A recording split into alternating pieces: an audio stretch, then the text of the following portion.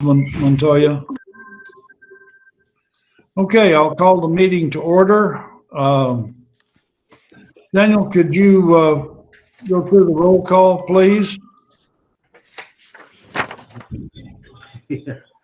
Rod Billingsley, Present. Sean Sinclair, Present. and I forgot your name. Whitespring. Oh, Bob Witters. Bob Witters Witters, sorry present. about that.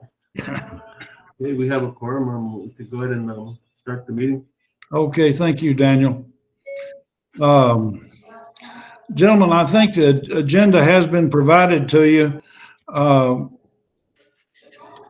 Do I have any discussion about the agenda? About the minutes. Mr. Chairman, I move that we approve the agenda. Motion to approve. Got a second from Sean. Thank you. The agenda is approved. Next item on the next item on the agenda is approval of the minutes. The last month's or last meeting's minutes were transmitted to everybody. Do I have any comments, corrections, additions, deletions to the minutes?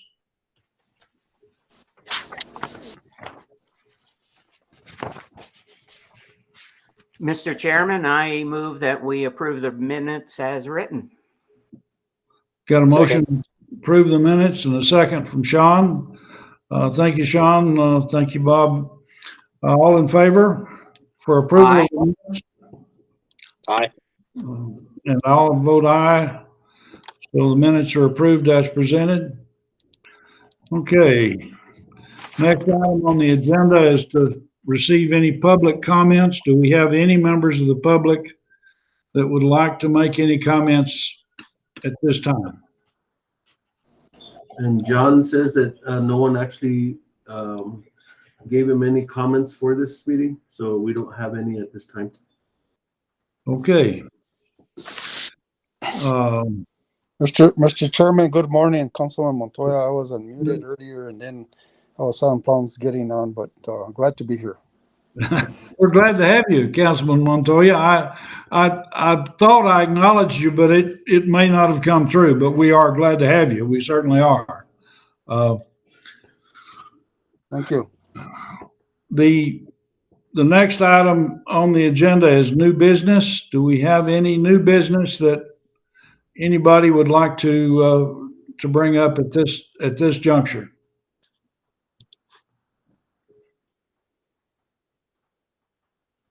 I guess I have a question related to what you were saying earlier. You've seen it. You feel like you've seen an uptick in traffic. I'm just curious if that's translated to the sales in gas or in fuel or in rentals of spaces at the airport. Have we filled any more hangars? I think that question would appropriately go to Daniel or John. Certainly John's maybe a little more familiar with fuel, but and the hangar space issues.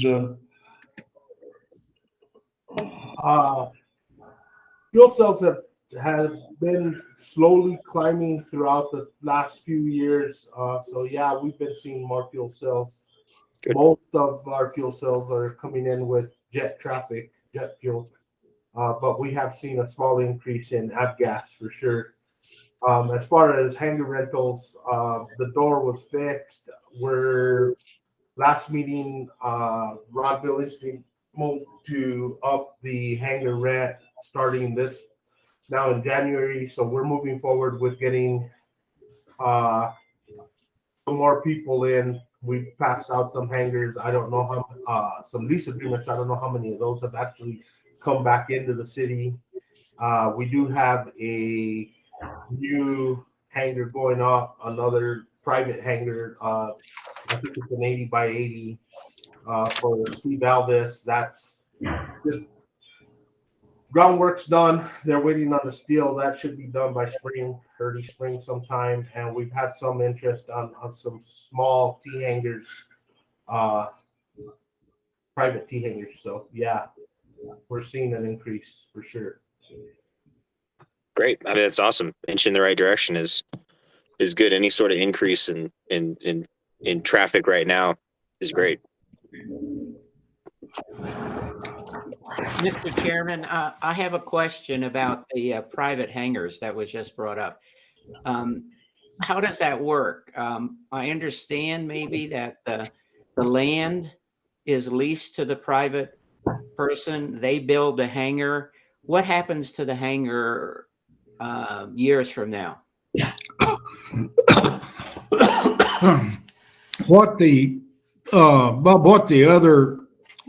Generally the terms of the lease agreements that have been negotiated specify that the ownership of the hangar structure itself goes to the city at the end of the lease term. And so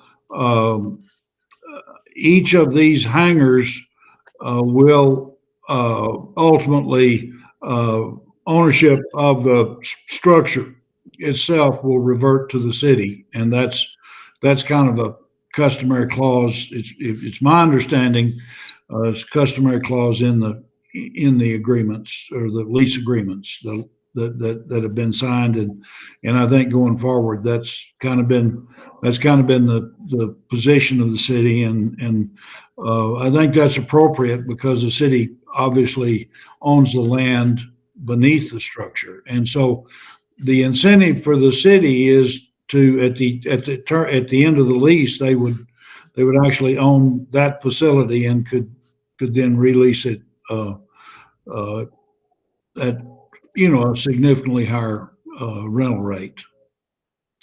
Right, and as I agree, that sounds very appropriate, and that was what I thought was going to happen after the term of the lease was over, and that sounds very acceptable. Okay. Anything else under new business? Is there any incentive on the customer side, like for Mr. Elvis, to make the investment to build the structure itself? I mean, it's just the cost incurred for him to use the space. Is that how it works? Well, essentially, the incentive for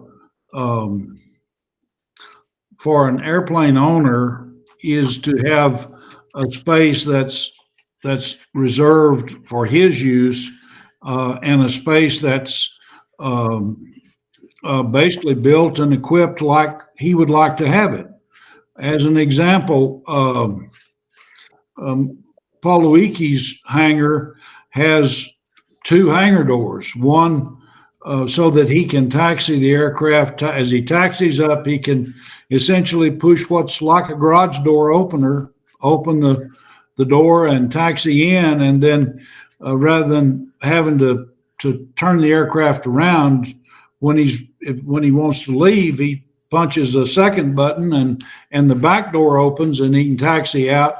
Those kinds of amenities and improvements make it very easy for Mr. Lewicki, who's handicapped, to be able to use that hangar, and having a hangar that's essentially strictly reserved for his use is a real convenience, and makes it possible. So that's the incentive that a aircraft owner has is to have basically a facility or a structure that accommodates their size aircraft. I mean, Steve Elvis is building an 80 by 80 hangar. That's about the same size as Paul Lewicki's. My airplane doesn't really justify an 80 foot by 80 foot hangar. I mean, that's my airplane. So so I guess that's that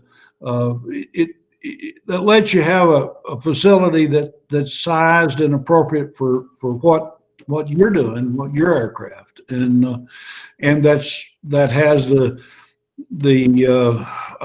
other things that make it convenient for you to use. So I guess that at the end of the day, if that answers the question. Yeah, absolutely, absolutely, yeah.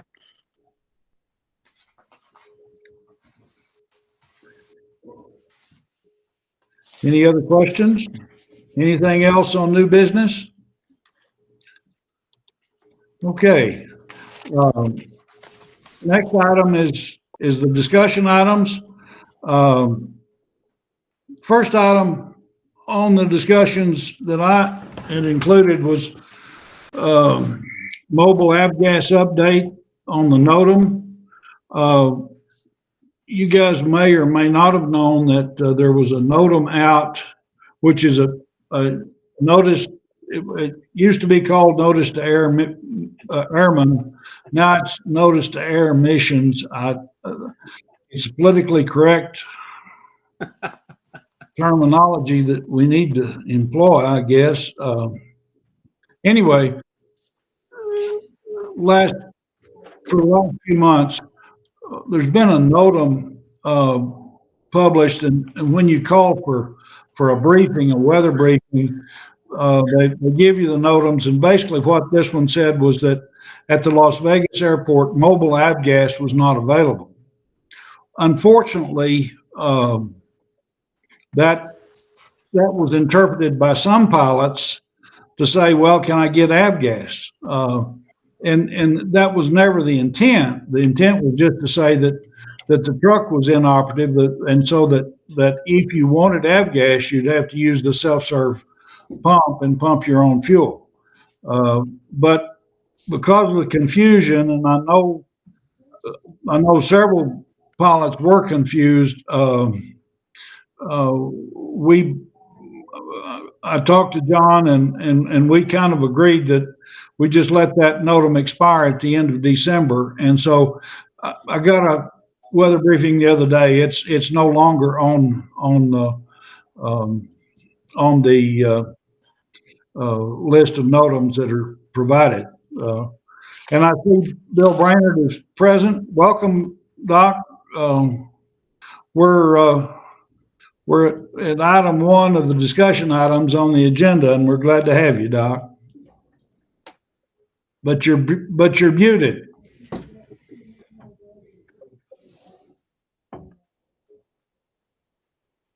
You got it now?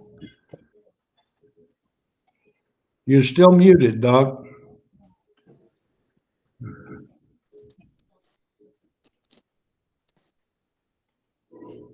Now we can't even see you.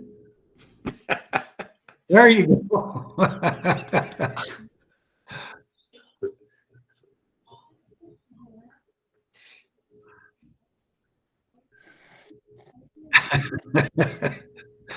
You're still muted, Doc. Go down below to the, don't try to do it on your screen. Go below. There, how's that? That's great. You got it. I apologize. I thought the meeting was at 11, but oh well. I guess I blew it. We're glad to have you, Doc. Glad to have you. Right. So, we're in the discussion items. Have you got the agenda, Doc? yeah, I do. Actually, I printed it out and it's downstairs. When I realized, I looked at your voicemail, and that's what told me, oh crap, the meeting's going. I printed it out. It's downstairs. I can run down there and get it real quick. Where are you at? We're in discussion. You may not need it. I just item 1 of the discussion items was discussion of that mobile avgas NOTAM that we kept getting. Anyway, that NOTAM has been allowed to expire. So next time you call for a weather briefing, they won't tell you that mobile avgas is not available. Oh, really? And the reason for that is some pilots interpreted that to mean that avgas wasn't available. And of course, that was never the case, but it was maybe confusing. And so that was about the trucks. Yes, sir. Yeah. Yes, sir.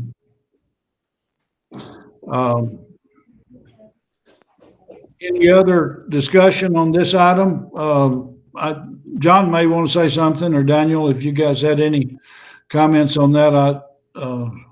on the discussion items on item 6, if you guys want to get an update on the avgas truck, we are working on to get that repaired. So hopefully here pretty quick we could go ahead and get a purchase order where they could come out and repair what needs to be repaired on it. Okay.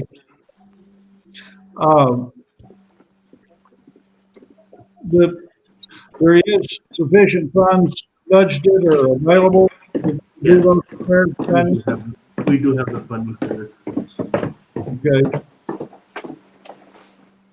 Okay. Next item on the agenda, is there any other issues on the avgas truck? Anybody got anything else? Okay. Item 2,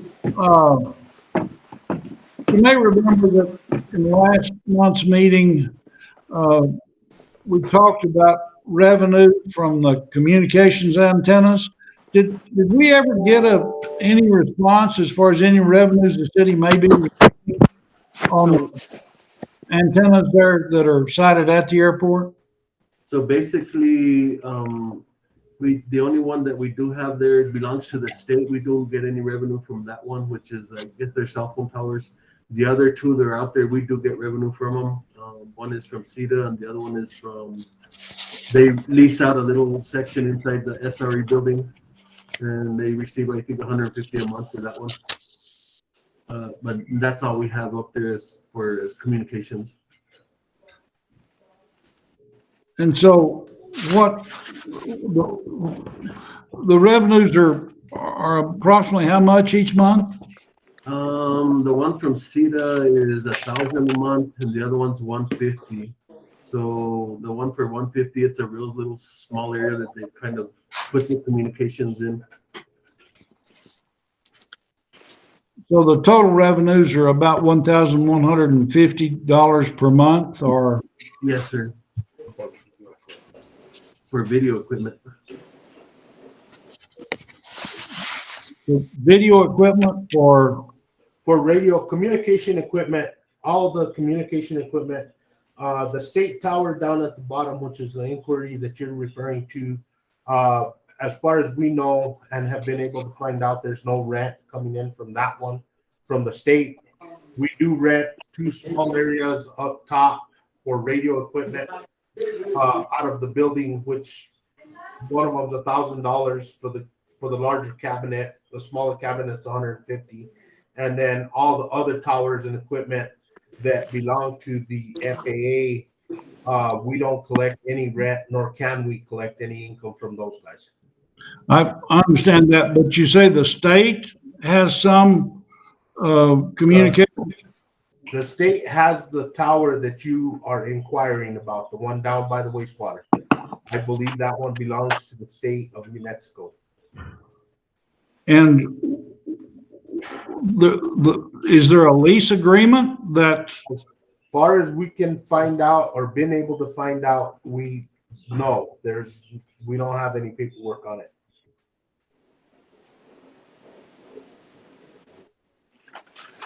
Would it be appropriate for us to explore that? And I mean, if we're leasing, if we've got the state's using that that property, would it be appropriate to inquire about a lease agreement that might include some compensation to the city? Me and Danny are working on that. We're looking into it as we speak. It's not something that we can just kind of call up because we don't know who to call as far as who's responsible for that tower. So we're working on it. So we'll give you an update at the next meeting if we have an update. Okay. Hey, Rod, this is Mike Provine. Yes, sir, Mike. Just a comment. I know there are grant assurances for FAA that the city can't charge them rent or lease for their facilities. Danny and John, we might want to look at the state grant assurances as well. Make sure there's not some language in those at some point. once we find out who owns it and all that, but just so make sure we're not, we don't have a lease issue. Granted. Thank you.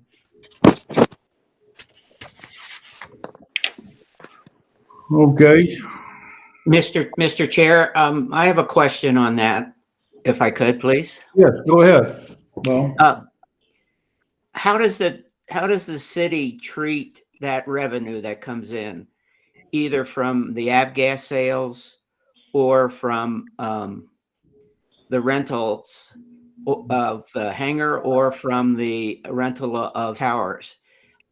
Does the city put that money into a fund that then the airport operations could tap into to repair things, to maintain the buildings, to fix the avgas truck? Yes, it does. It does get put back in the airport line item, and they could use it for their repairs. Hangar lease goes back into the hangar lease. For hangar lease, any use, I guess, for the hangars. I don't know what. Most of the money that goes back into the airport is used by the airport. A lot of it is used to pay utilities and stuff like that.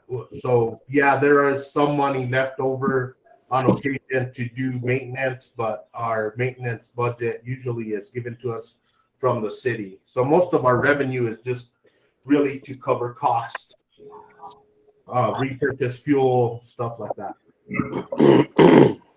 Okay, that actually sounds fairly fair to me. Do you know what the difference between the total revenue that comes in minus the costs, like for utilities and for the avgas that you have to purchase that you then sell? Do you know how much is available for other stuff at the airport?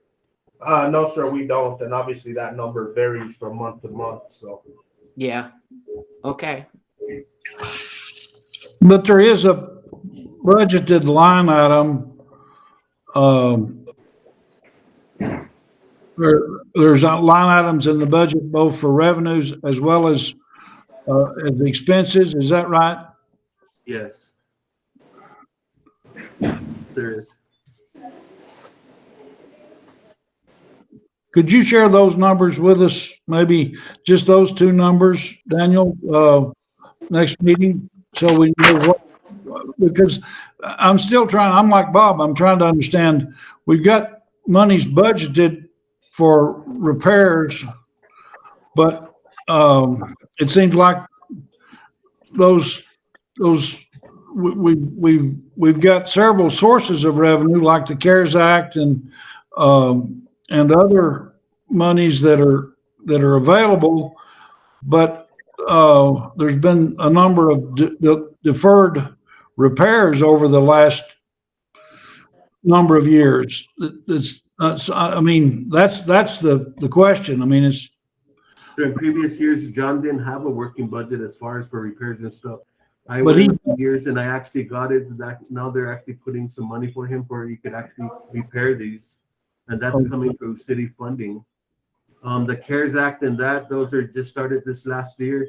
So he did receive funding for that where he could actually use for these repairs that he needs and stuff. No, he could use it for building anything that has to do with COVID related circumstances, I guess you could say. Okay. Could that, have you designated that CARES Act money for a specific purpose yet, or is it still? Yes, we use some of that to fix the water line that it's desperately needing up there. He does have a few dollars amount here that we're actually going to use for repairs in the vehicles. And if anything else comes up, we're going to go and use the Corona Act that he actually received, which is I think $9,000. And now we're doing the American Rescue Act, which is a $22,000 grant. And whenever he needs it, we'll utilize the funding. Okay.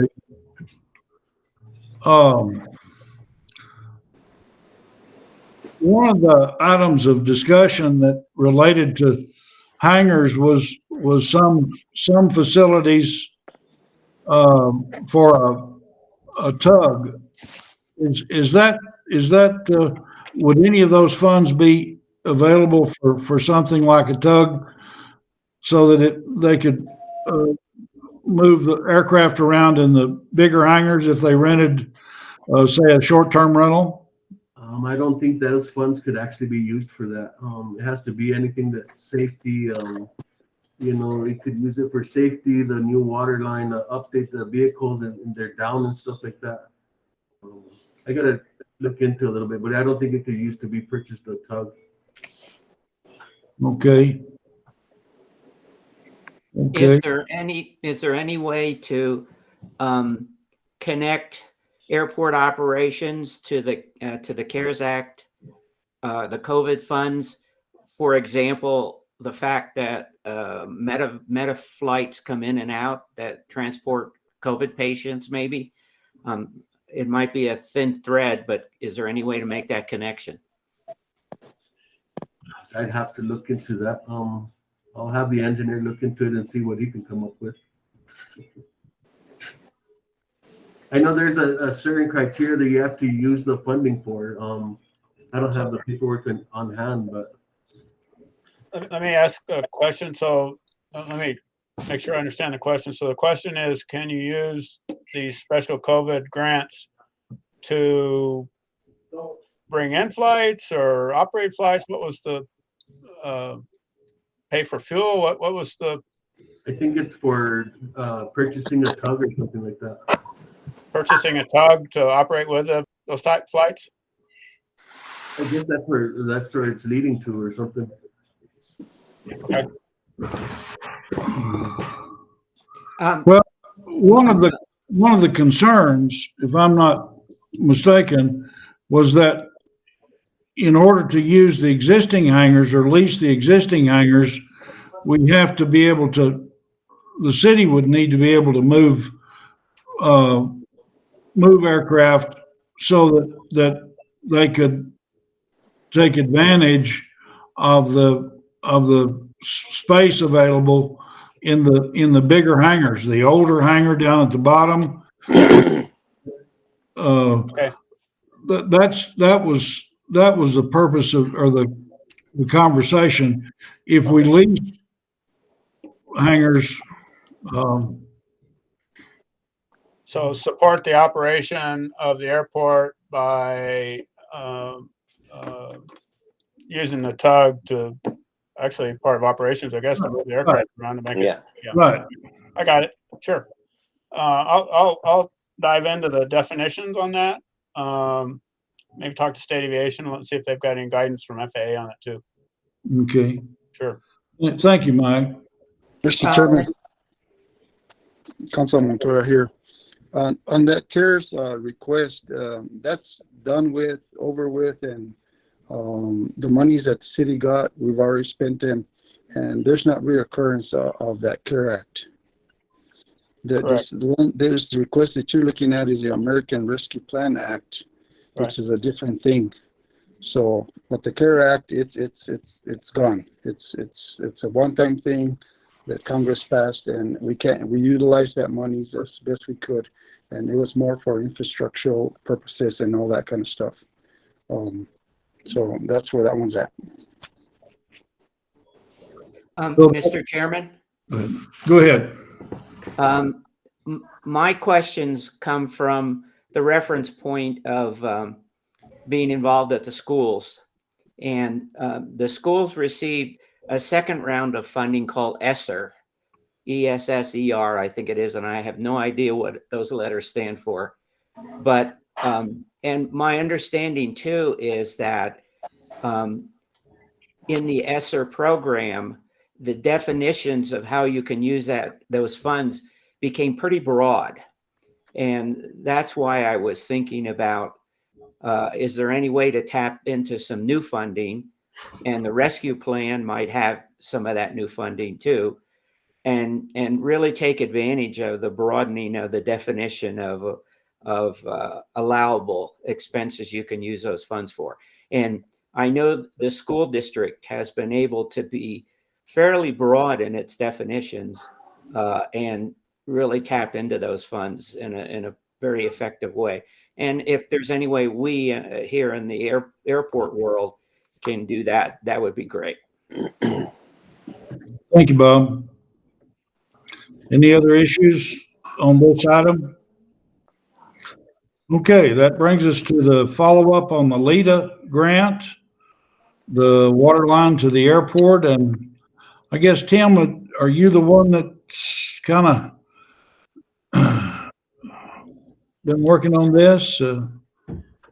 Well, I can summarize what we've done since December.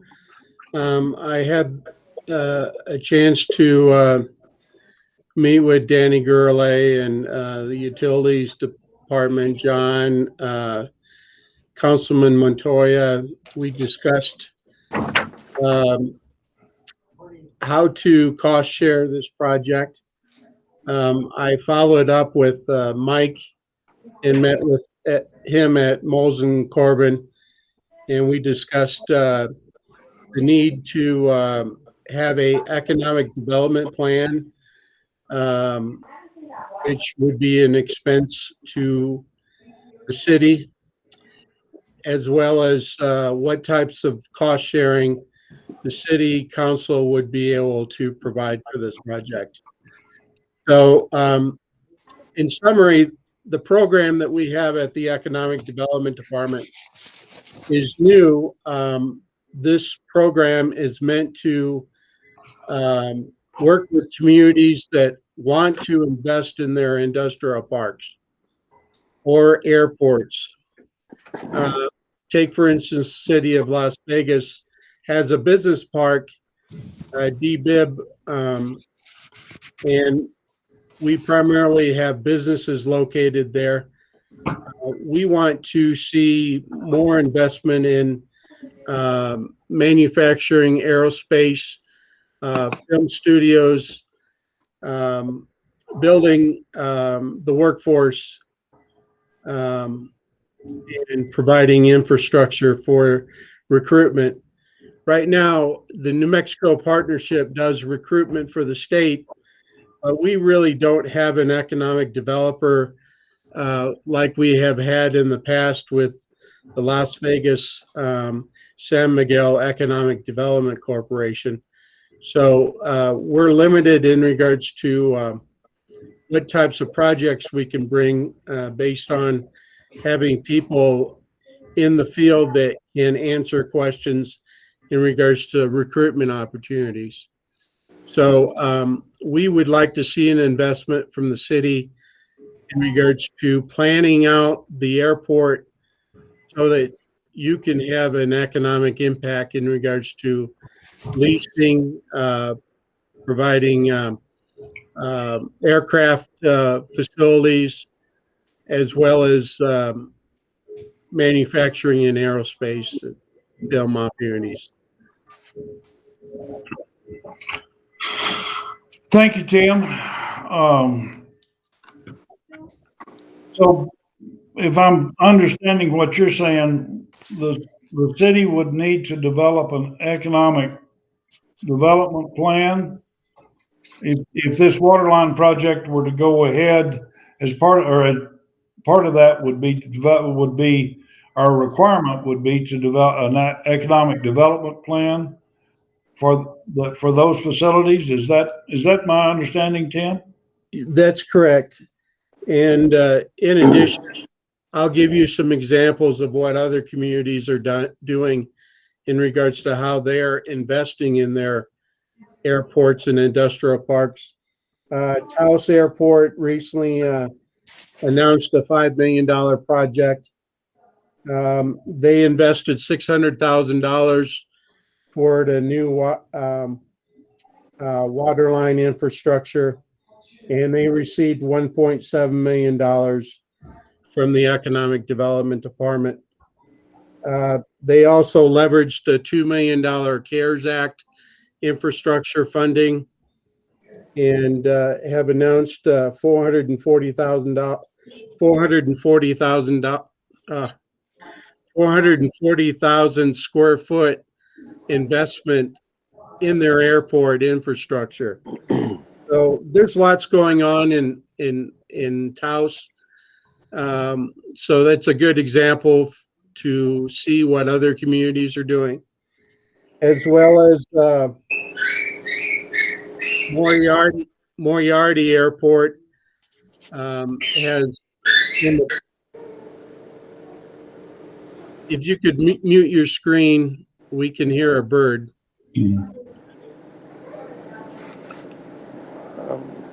Moriarty Airport has invested in their airport regarding aerospace projects.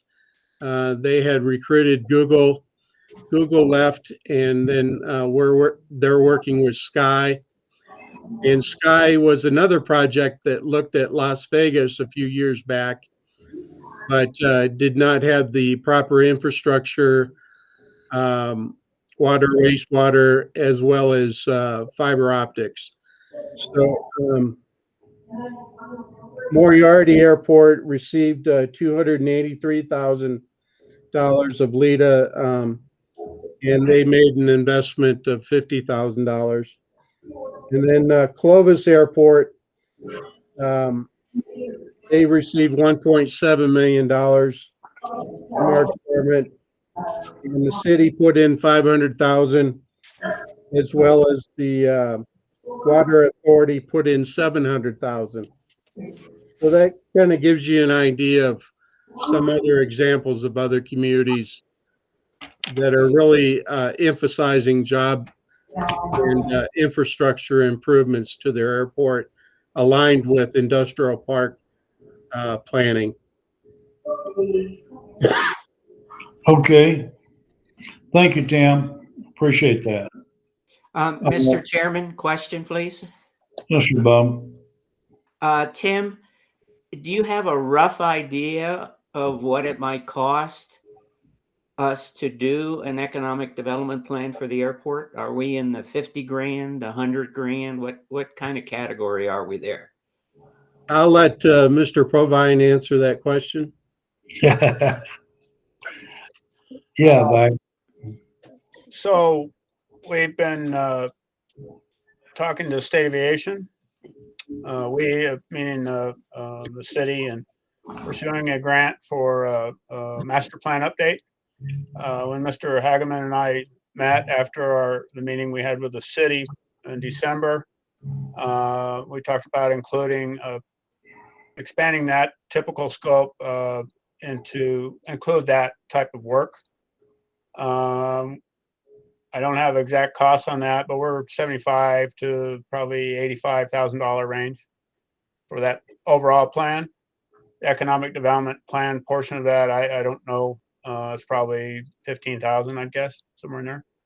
I may be off a little bit. Do I understand you that this 75 to 85 grand plan is for the citywide economic development plan, just for the airport? Airport master plan update, which would include a piece for economic development plan at the airport, for the airport. Got it. Thank you. All right. And so that grant application will go in next couple of days into the state aviation. If they can accommodate funding on that, would be typically they fund those at anywhere from 50% up to 90%, and then the city would do the match, so 50% to 10%. We're hopeful in this case, and I can't speak for the state, but we would hope for the 90-10 split, where the city would have 10% on that. So very good. Thank you. Okay, so if I'm understanding it, if this grant application is approved, it would include that economic development piece that Tim says would be required. That's your understanding, Mike? That's the idea there. Yes, sir. Okay. Thank you. Well, I think that's good news. And you think that grant application will be going in next week? Is that what you said, Mike? Yes, sir. That's our plan. Okay. Well, I understand. We've been we've been talking about it for a couple months. And then, just to be quite frank, it got away from me over the holidays, but we're trying to get some cost data on some aerial mapping we think is sorely needed at the airport, which would help in all those facets. So we're waiting on that right now. Okay. Well, I think, and it's not really that much of a part of this discussion, but I think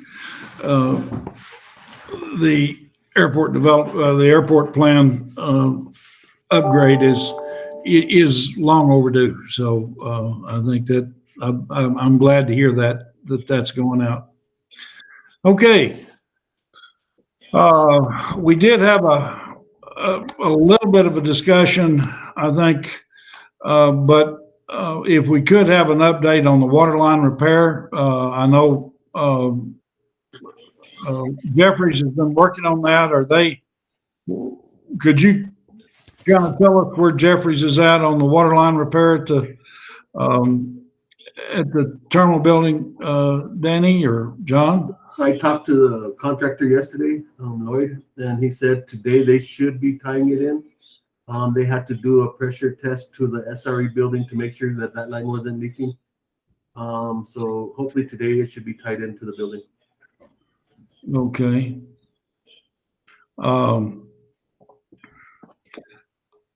That's so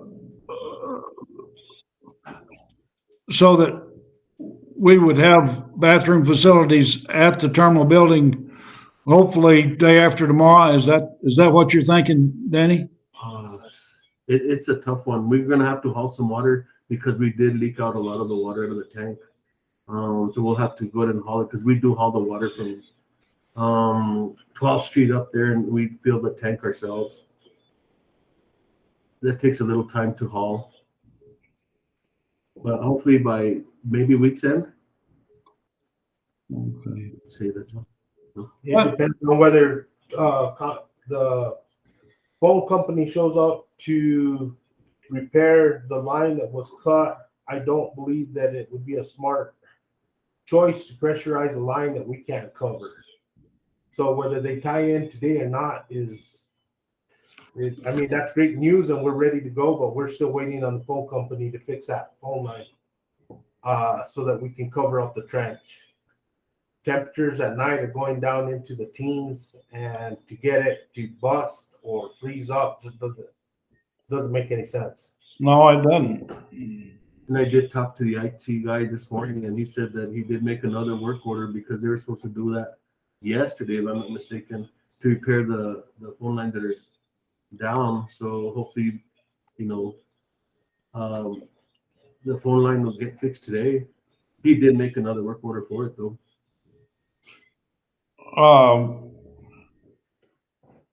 So we can't backfill the lines, backfill the trenches until the phone company repairs their lines. That section of trench, not all the trench, but yeah, that section. Is it something that could be isolated the size of 10 by 10 or something like that? Or is it much more extensive than that? 10 by 10 as far as the hole, or? Yeah. Still leaving 10 feet of exposed line is not smart. Now the exposed water line. Yeah. Yeah. No, I think we need to be sure it wouldn't freeze. It's just that from a health and safety standpoint, we need to get the restrooms back in order. I think both not only for the traveling public, the people that are using the facilities, but also for you guys, John.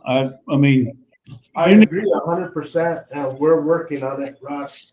As soon as they fix that line, we'll cover it and pressure up all the lines, and after that, we should be good to go. So one question. Is that phone line the reason that ASOS is unavailable via phone line? Yes, it is. They cut the main line up there. I think they said there was like 100 pairs in there. So everything on our end, FAA end, everything up there's down. Yeah, I was wondering about that. And then but the fuel tanks, they're not on that? They are, but on Friday afternoon, I was able to persuade the phone company to do a temporary repair for us on the fuel side so that we could continue to operate. Right. And then it seems like still there's times it's out in the mornings early and but that's because of the temporary line. No, the temporary line was put in on Friday. So okay. Prior to that, I hadn't heard anybody complaining about the pumps not working since we did the last adjustments from the. Really? I was up there on New Year's Day and needed a little bit of fuel, and no, my card wouldn't run. And talking to Gabriel V. Hill, he said twice he's been unable to get fuel out of the tanks. Okay, I talked to Gabe this weekend. He didn't mention it, but I'll look into it for you. Yeah, because I still talked. I was waiting for all the CenturyLink to get their things done. Desert Gate is fine with supplying some help if needed. Okay, and we still need to get together, me and you, and go through that with them and kind of come up with something. So yeah, I was gonna get them up there before Christmas, but life got in the way. COVID, yeah, ain't that and the truth? all kinds of stuff. Yeah.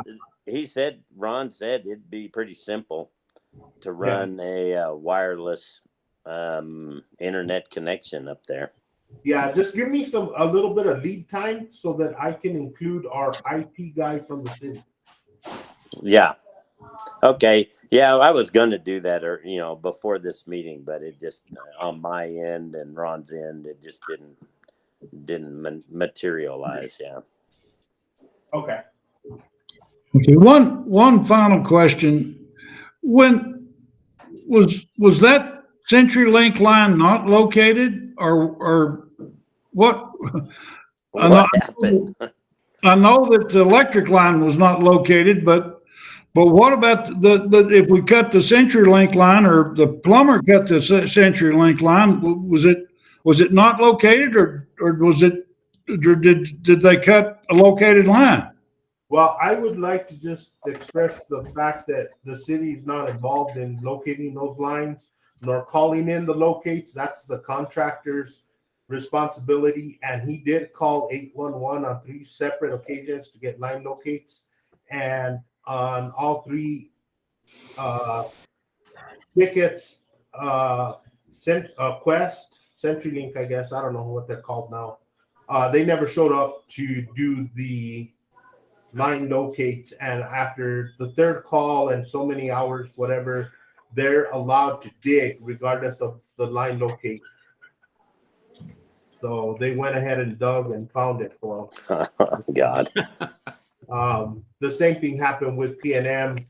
They did the line locate. PNM called, stated they didn't have any lines in the area and were robbed. So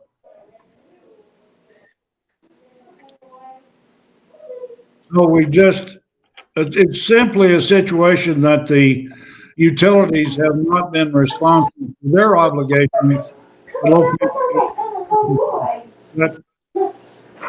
Is that the way you would characterize that? You broke up, Rod, so I didn't quite hear it. But basically, I think what you said is it was the utilities not responding through 811, and yeah, that's basically what happened.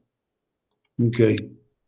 From my understanding, regardless of if 811 doesn't come and check and the plumber goes to, or whoever it is, the technician goes to dig and hits a line, they assume responsibility if 811, regardless of how long it took. I just went through this at the legal tender.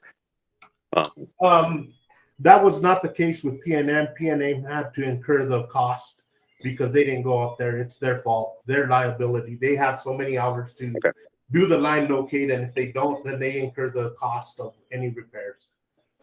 Okay. And they have an obligation to to compensate if there's any injuries that result in their failure. They have that obligation to be responsible for those injuries as well. Not to mention they incur some pretty hefty fines when situations like this do occur. So I'm sure PNM and CenturyLink both are going to incur some fines for not showing up. Okay. Any other conversation on the water line repair? Okay, next item, water for wastewater disposal site. I guess the reason I asked to bring this up,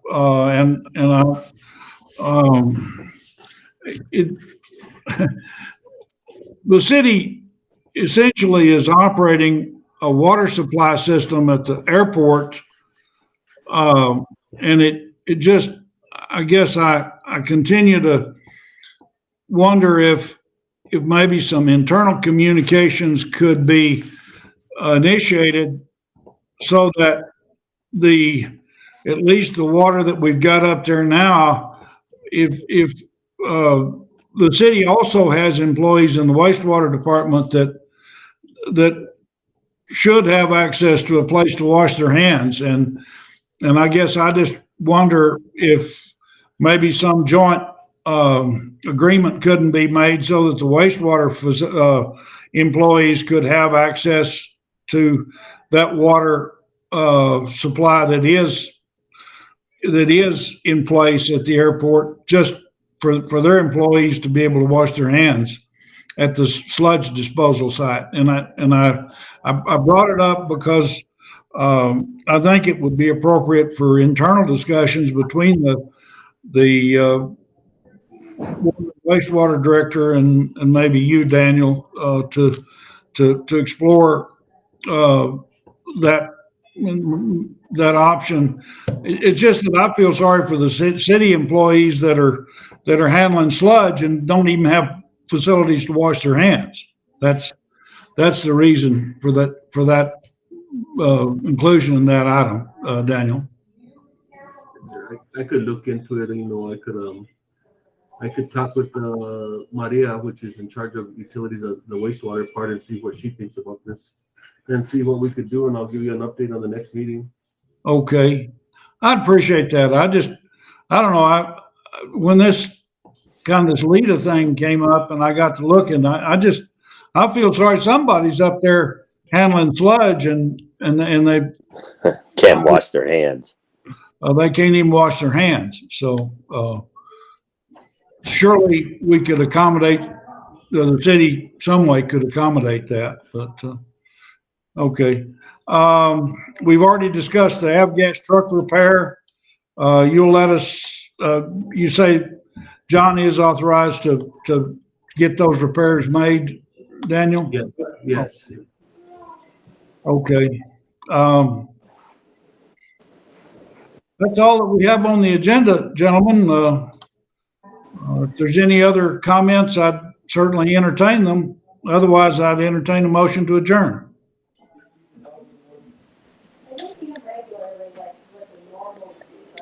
Motion to adjourn. Bob, you're muted, but I saw you say. Yeah, it looked like it. Okay. And I want to thank Mike for being here, for Tim, and of course, Councilman Montoya. Thank you all for being here. And it looks like Rebecca's on. I appreciate you being here, Rebecca. So the meeting's adjourned at 11:10 a.m. Thank you for attending. Good to see everyone. Thank you, guys. Sorry, I was late. Bye-bye. See you all later.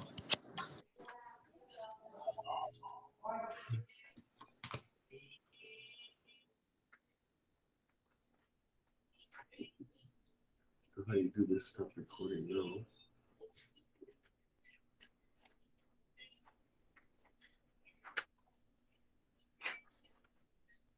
So now how do I do this?